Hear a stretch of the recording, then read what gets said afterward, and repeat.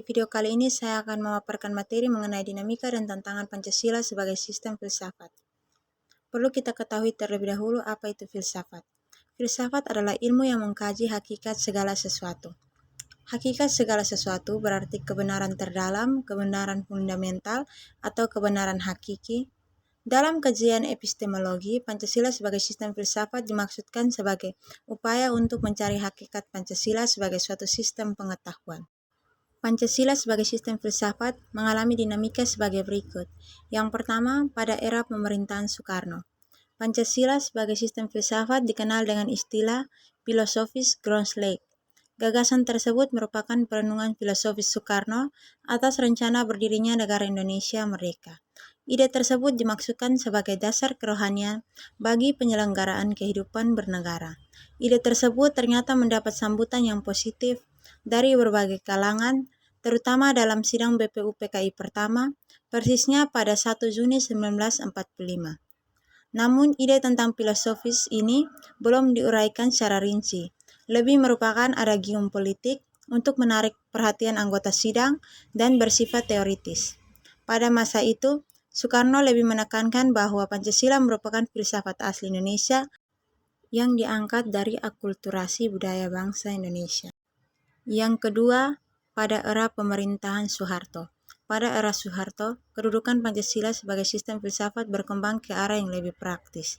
Artinya, filsafat Pancasila tidak hanya bertujuan mencari kebenaran dan kebijaksanaan, tetapi juga digunakan sebagai pedoman hidup sehari-hari. Atas dasar inilah Soeharto mengembangkan sistem filsafat Pancasila menjadi penataran P4. Yang ketiga, era reformasi. Pancasila sebagai sistem filsafat kurang terdengar resonansinya.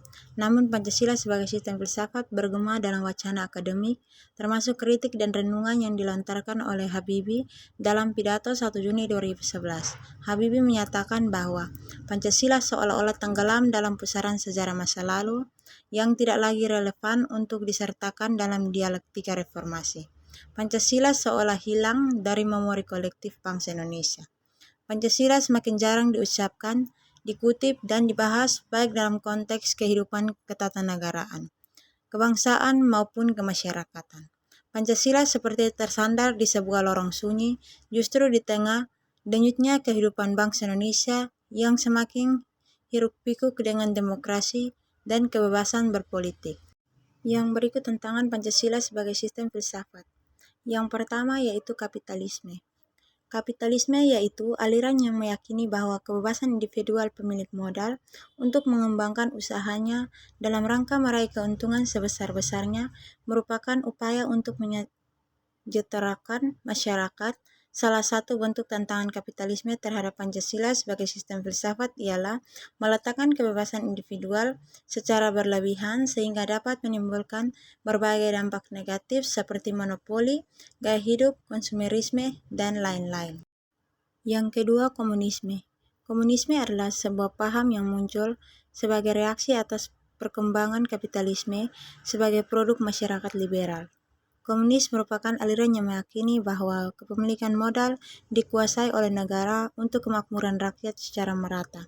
Salah satu bentuk tantangan komunisme terhadap Pancasila sebagai sistem filsafat ialah dominasi negara yang berlebihan sehingga dapat menghilangkan peran rakyat dalam kehidupan bernegara.